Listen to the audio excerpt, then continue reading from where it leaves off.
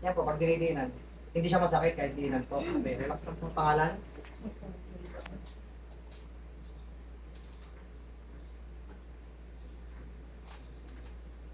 Tips. Tip.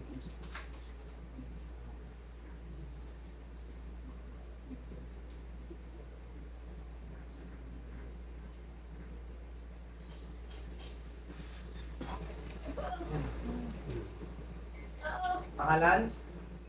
Pangalan mo? Pangalan? Ayun na, hindi na agad yun. Pangalan mo? Ha? Ano pangalan mo? Kanina kahit diinan po, ayaw, ano. Bakit mo kinukulam ng taong to? Ha? Ano pangalan mo? May kipag-usap pa sa akin, hindi? Ha?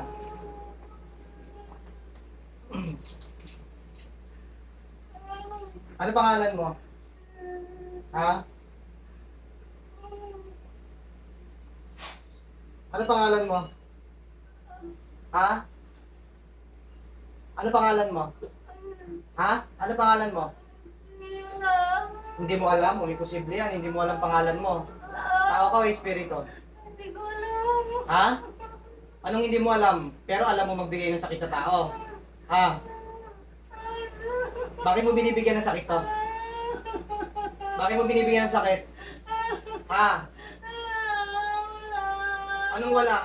Walang dahilan na binibigyan mo to ng sakit? Ha? Ang sakit! Ang sakit! Ano pangalan mo? Hindi ko alam. Ikaw ang patayin kita, alam mo na. Gusto mong patayin kita? Ha? Ha? Hindi? Tao ka ba o espiritu? Hindi ko alam. Hindi mo alam pangalan mo? Hindi. Tao ka ba o espiritu? Ha? Hindi ko alam. Hindi mo rin alam?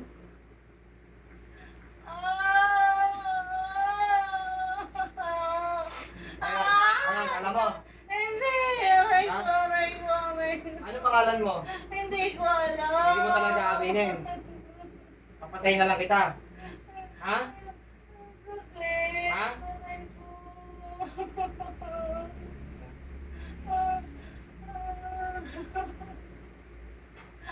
O ano?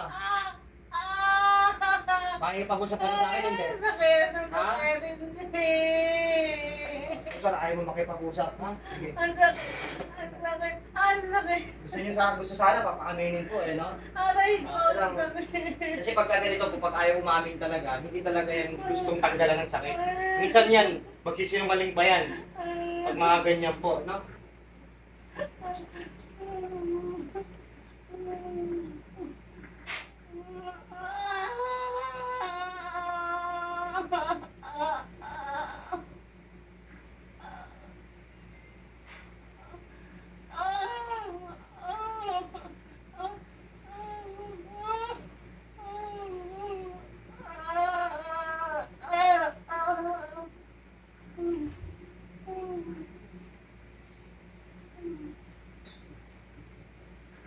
So ulit, ma'am. Gising.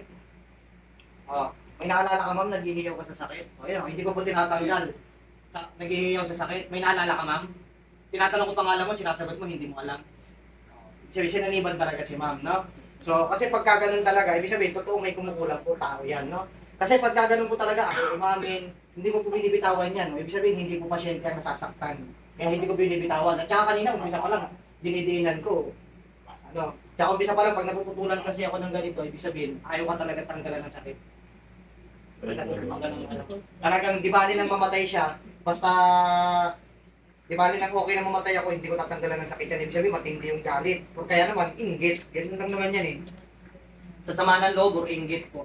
No, kaya hindi ko tinatanggal po kasi para paano po kung ang tao sinasaliban talaga or yung pasyente yung nasasaktan. Eh, hindi ko tinatanggal, dinidiin ako pa nga. Hindi na nag-iyaw sa sakit. So, ganun talaga. Eh, kahit naman ayaw ko sanang pumatay ng mga ganyang magugulang, pero kasi kung hindi naman sila magbabago, talagang yun ang pinipili nilang tadhana, eh, wala po tayong magagawa. No? Kaya pala sa doktor, 9 days, tapos wala pong findings, no? At halos nabuon-baho pa kayo, ma'am, no? Na, so, by the way, sige po, tingnan po natin yung kanya, sobrang haba po sa kanan, ha? Talaga matindi galit po, no? Kaya hindi na amin. Ayan po, pantay ang guhit. Pantay na po, nakikita niyo po. Pero kaya po, pantay po ulit ang guhit. So, yan po yung sinasabing, ang tagal mo nagsasabi ma'am na aray, hindi mo alam pangalan mo, sobrang tagal, almost 5 minutes siguro. May ganon. So, kaya ibig sabihin, sinaniban talaga, may kumukulang po talaga, no? So, pero kamusta po yung pakiramdam nyo after kayo, di ba, mabigat po pa pakiramdam nyo bago kayo gamutin, or ano? Sige, galing po kayo hospital, 9 days po eh. Sige, try nyo po itayo, try nyo po ngayon, titignan po natin. Kung may pinagbabago po, wala po. Ha? Para maano nyo po yung pinagkaiba po. Nagpapawisan. Po? Nawala po? Sa paa. Pero yun, iniinda nyo po talaga yan. Simula. Tsaka yung mga nakaraan po. So, ngayon, as in, totally nawala. O nabawasan lang po. Nabawasan, no? So, siyempre kailangan pa rin kasi sa 9 days ba naman kayo, tsaka talagang tinan nyo, ang bilis yung, baka napakain po kayo niyan, kaya ganun. Napakain kayo, napainom, kaya ang bilis umepekto, tapos halos ma-hospitalize kayo. No? So, pero ngayon, para na yan, siyempre pagka ganyan po, kailangan pa rin dumaan sa healing process. Kumbaga, kailangan nyo pa rin makapagpahinga po, para sa healing process po.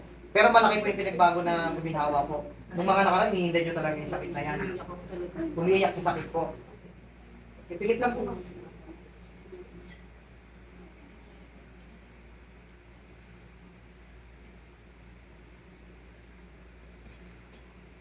Sige po, pakingibos po nito.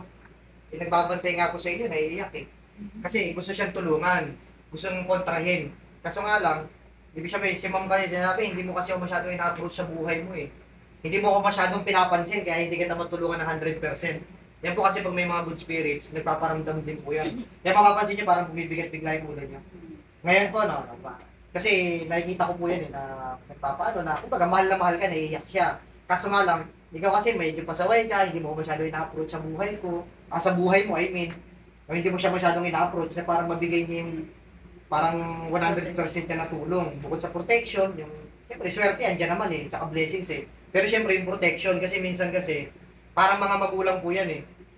Minsan, gusto kitang tulungan, pero ikaw mismo yung lumalayo, ayaw mong tulungan kita eh. Ganun po kaya, kapag may nagkakaroon na kayong problem, naiiyak na lang. Actually, naiiyak na, sobrang bait nung tumutulong sa inyo, kaya sobrang, hindi lang sobrang blessings na binibigay nga kung tutusin eh, sa buong family. Baga, yung iba halos magka-namatay, punta-punta kung saan-saan, bundok, para lang magkaroon ng sinasabing good spirits, bantayan nyo kami, bigyan kami ng Kumbaga sa inyo, kusang loob niya na naiiyak na eh.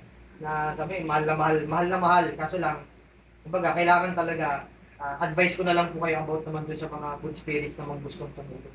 Actually, yung tulong naman, pero parang magulang nga.